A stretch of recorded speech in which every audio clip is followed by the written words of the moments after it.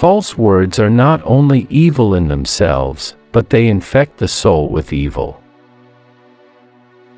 Good people do not need laws to tell them to act responsibly, while bad people will find a way around the laws. The price of apathy towards public affairs is to be ruled by evil men. Ignorance, the root and the stem of every evil.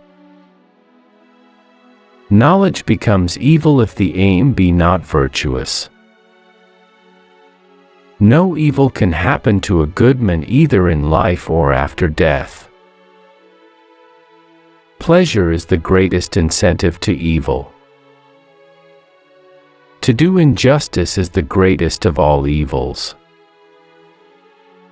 It is not noble to return evil for evil. At no time ought we to do an injury to our neighbors. To a good man nothing that happens is evil. Fly from the company of the wicked, fly and turn not back. Ignorance, the root of all evil. All who do evil and dishonorable things do them against their will. To do wrong is the greatest of evils.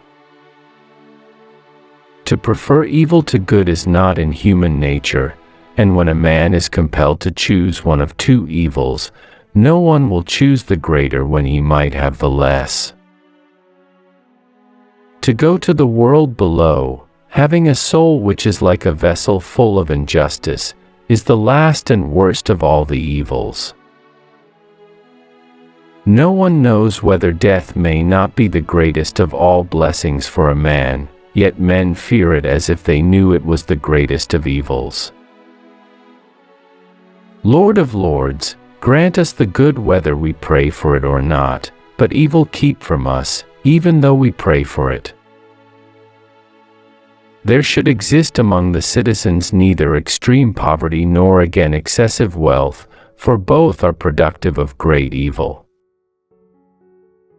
Of all the things of a man's soul which he has within him, justice is the greatest good and injustice the greatest evil. The judge should not be young, he should have learned to know evil, not from his own soul, but from late and long observation of the nature of evil in others. There is yet something remaining for the dead, and some far better thing for the good than for the evil. Herein is the evil of ignorance, that he who is neither good nor wise is nevertheless satisfied with himself. He had no desire for that of which he feels no want. Entire ignorance is not so terrible or extreme an evil, and is far from being the greatest of all. You may be sure, dear Crito, that inaccurate language is not only in itself a mistake, it implants evil in men's souls. There is yet something remaining for the dead, and some far better thing for the good than for the evil. Interference by the three classes with each other's jobs, and interchange of jobs between them, therefore, does the greatest harm to our state, and we are entirely justified in calling it the worst of evils. For though a man should be a complete unbeliever in the being of gods, if he also has a native uprightness of temper, such persons will detest evil in men. Their repugnance to wrong disinclines them to commit wrongful acts. They shun the unrighteous and are drawn to the upright. Ignorance of all things is an evil neither terrible nor excessive, nor yet the greatest of all, but great cleverness and much learning, if they be accompanied by a bad training, are a much greater misfortune. The human race will have no respite from evils until those who are really philosophers acquire political power, or until, through some divine dispensation, those who rule and have political authority in the cities become real philosophers.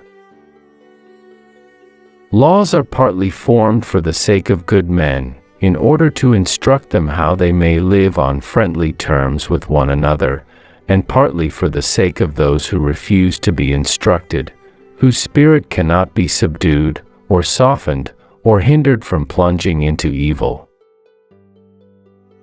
The form of law which I propose would be as follows.